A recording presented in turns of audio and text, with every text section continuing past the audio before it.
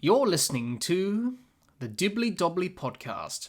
Remember to like, share, comment, subscribe, and click the bell to make sure you get the latest episodes of the podcast.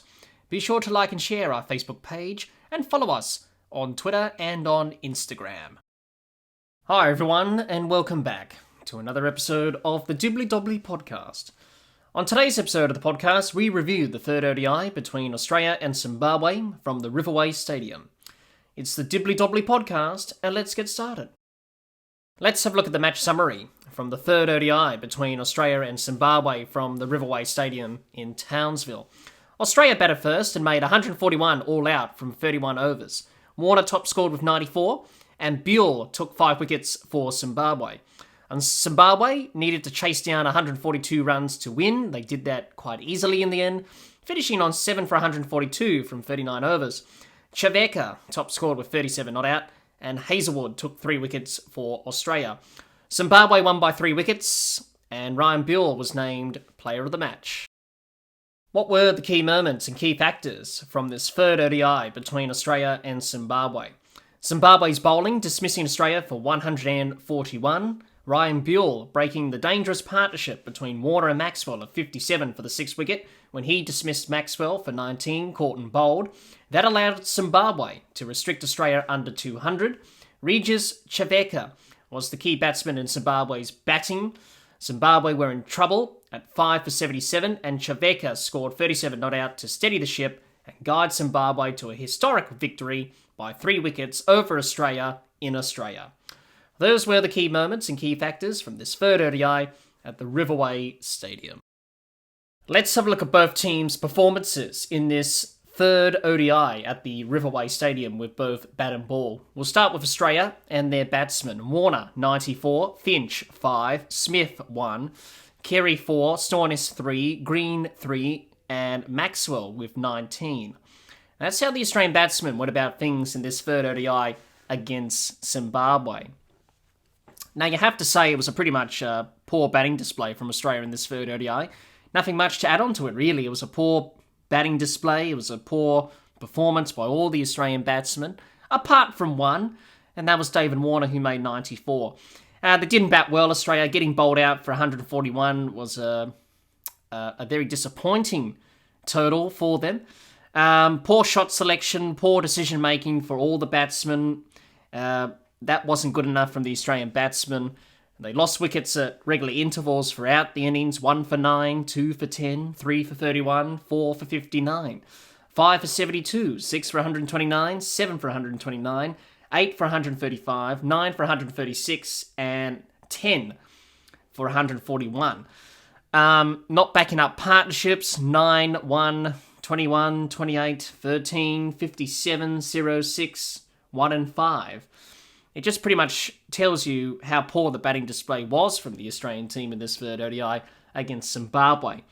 Now, I mentioned David Warner before, and he was the only batsman that batted well in this whole Australian innings. He top scored with 94, and it looked like he batted on a different pitch compared to his other Australian batsmen.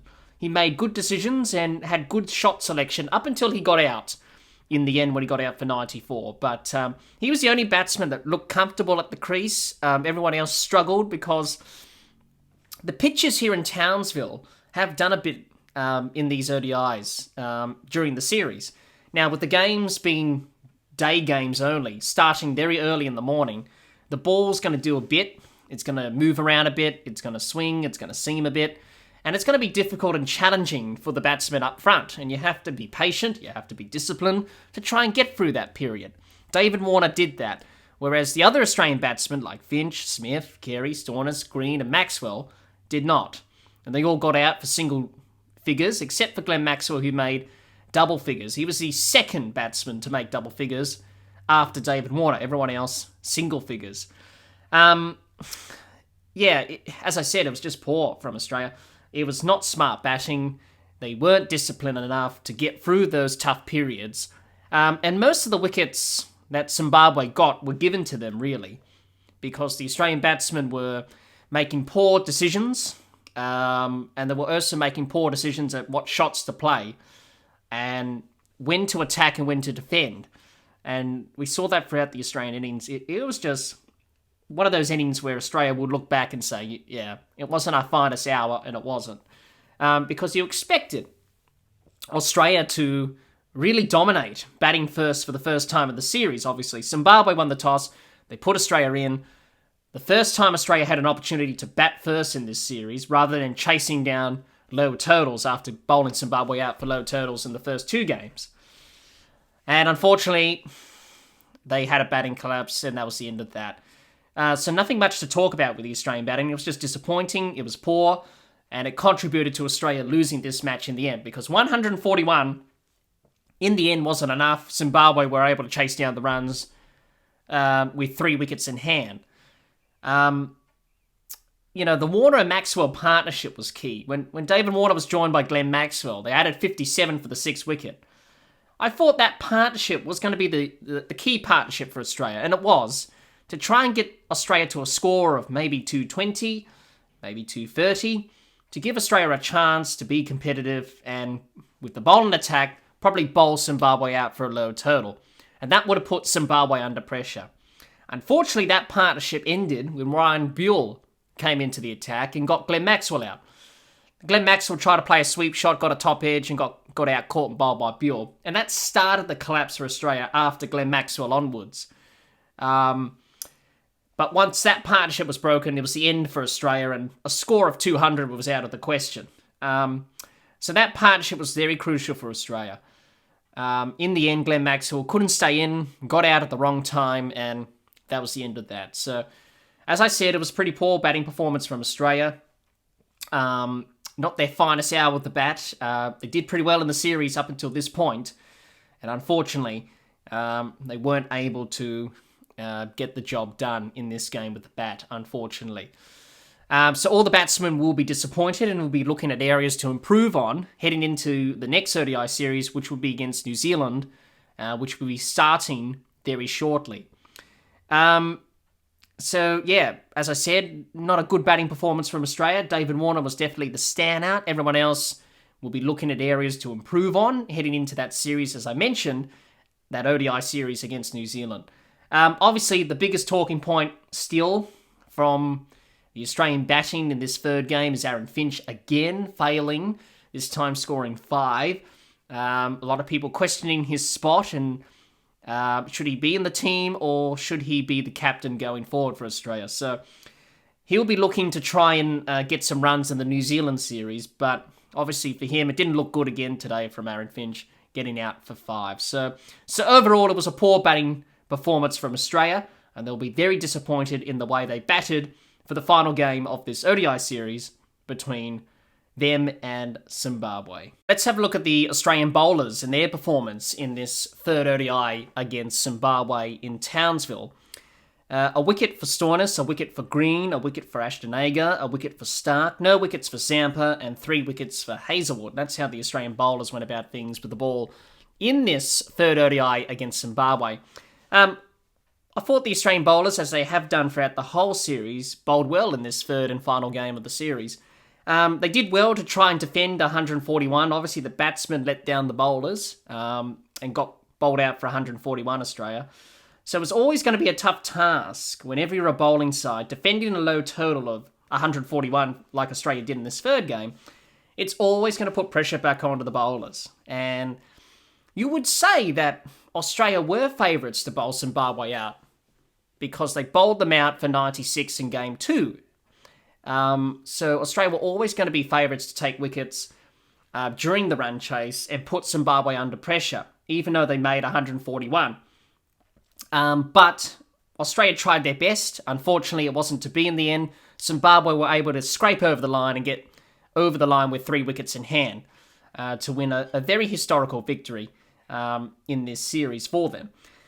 They managed to pick up wickets when they needed to, Australia. Josh Hazelwood was by far the standout bowler. 3 for 30 from his 10 overs. He absolutely bowled his absolute best in this last game.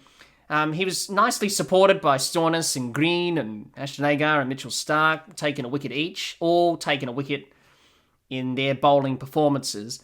No wickets for Adam Zampa. He finished with none for 32, but he did his role as well, trying to hold up an end and trying to build dot balls and build pressure on the Zimbabwean batsmen. But the Australian bowlers did a very good job to try and defend 141.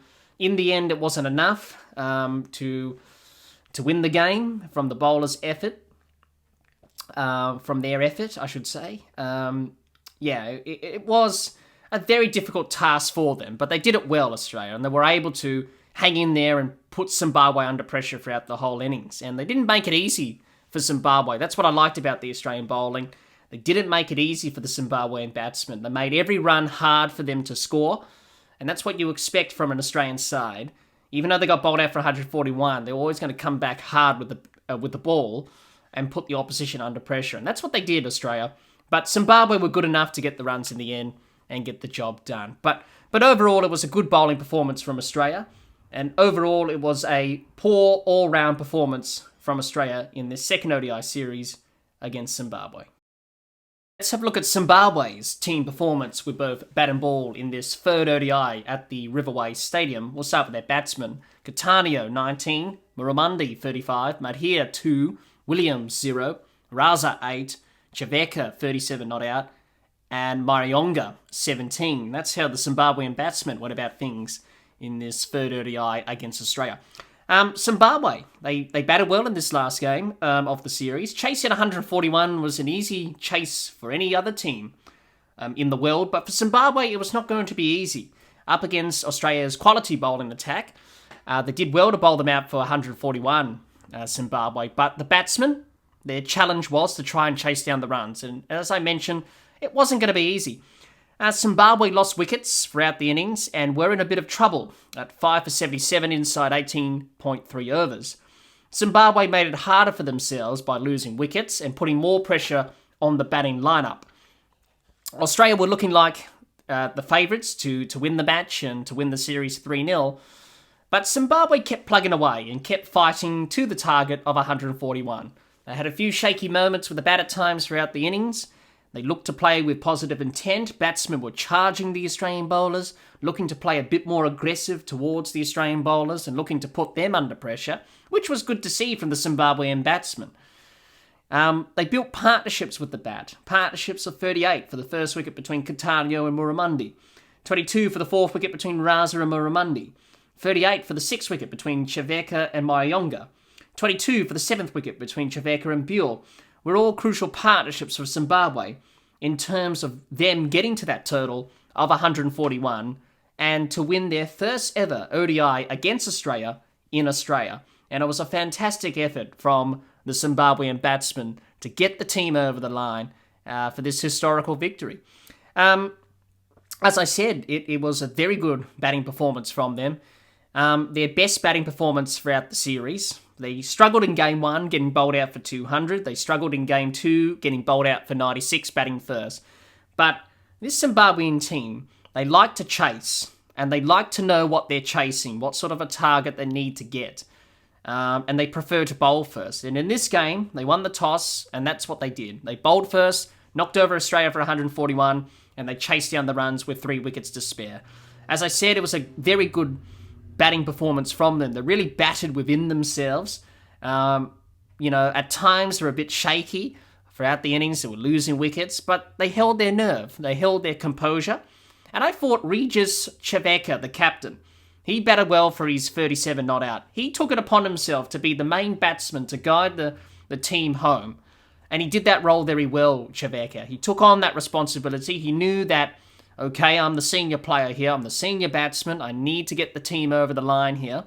I just need to bat within myself, and I need someone else to support me to get the job done. And that's what he did, Chaveka. So I thought it was a very good knock from him to try and get his team over the line in what was a historical victory for Zimbabwe. So Zimbabwe will be very pleased with their batting performance. They stuck at it. They kept going. And I think this batting performance, even though they didn't get to the total in quick time like many other teams will, but they were able to fight, scrap their way to the total and to the target, as I should say, and they were able to get the job done and win. So I think for the Zimbabwean team, I think this innings today, in this third ODI, will serve them well going forward as a batting unit and just making them believe that if we play this way, if we stick it out, if we fight hard, if we do the basics right with the bat, we are able to get the job done with the bat and score totals that are going to be competitive. Or we're going to chase down totals that we feel like we can chase down and cause an upset or win games like they did here against Australia in the third game of this series. So for Zimbabwe, they should be very proud of their batting effort in this third game. All the batsmen contributed in some way. Coutinho played his first game, got 19. Muramundi got 35. Chaveka got 37 not out. And Buell got 11 with the bat. Those contributions were very crucial for Zimbabwe. Everyone else struggled a bit, like Madhir got out for 2, then Williams for a duck, Raza for 8. But all the other batsmen made up for those batsmen who did not contribute and were able to get Zimbabwe over the line. But by far this was their best batting performance, Zimbabwe, and that's great to see that improvement. And hopefully they'll take a lot out of this batting performance going forward as a team into the future. So overall, it was a good batting performance from Zimbabwe. Let's have a look at the Zimbabwean bowlers and their performance in this third ODI against Australia. A wicket for Williams, no wickets for Raza, 5 wickets for Buell, 2 wickets for Evans, and a wicket each for Navara and Nietzsche. That's how the Zimbabwean bowlers went about things in this third ODI against Australia. I thought this was Zimbabwe's best bowling performance of the entire series. To bowl first, for the first time in the series, they made the most of that opportunity. As I said earlier with the batting performance when we analysed that, is that Zimbabwe like to bowl first. They're a team that likes to chase. They're a team that likes to chase. They like to know what the target is, rather than setting the target or setting some sort of target that is competitive. As we saw in the first 2 games, they struggled doing that. They got bowled out for 200, then 96. So that put tremendous pressure onto their bowlers. And whenever you're defending low scores of 296, as they did in the first 2 games, you're going to be put under pressure. So for this Zimbabwean team to win the toss, bowl first for the first time in the series, they made the most of this opportunity, and they did it well. To bowl Australia out for 141 was a fantastic effort. And they had an opportunity to get early wickets. They did. The pitch was offering a bit. It was swinging, seaming. And as we've seen throughout this series in Townsville, it's quite been a low-scoring series from both teams. That's because the pitch wasn't easy to bat on, quite difficult. It was slow, it wasn't really fast, there was not much pace in the surface. And the games starting early in the morning, because these games were day games, they weren't day-nighters, the ball did a bit. And it was very difficult for batsmen to get set and get into their innings. And Zimbabwe did the basics well with the ball. They bowled dot balls, building pressure on the Australian batsmen with those dot balls. Also taking wickets put more pressure on the Australian batsmen because Australia were losing wickets and needed to rebuild a partnership. Then they lost another wicket. Executing their plans and skills of the ball quite well, Zimbabwe. They were very clear in their plans and execution on where they wanted to bowl. They bowled enough balls in the right areas to challenge the Australian batsmen. Their lines and lengths were consistent. And as I said, challenging the Australian batsmen every ball and not making it easy for the Australian batsmen. And they did the basics well. They were able to bowl them out for 141, and they were able to win the match, which was a very historical victory for Zimbabwe, winning their first ever ODI in Australia against Australia, and their third ever ODI victory against Australia overall in one-day cricket. So it was quite a historical moment for Zimbabwean cricket. Let's talk about Ryan Buell. He was the standout for Zimbabwe. He took 5 for 10, which was a fantastic effort from him. He will remember that for a very long time. His best ever figures in one-day cricket, 5 for 10, that's not bad. I think every bowler would like to take that in any form of cricket.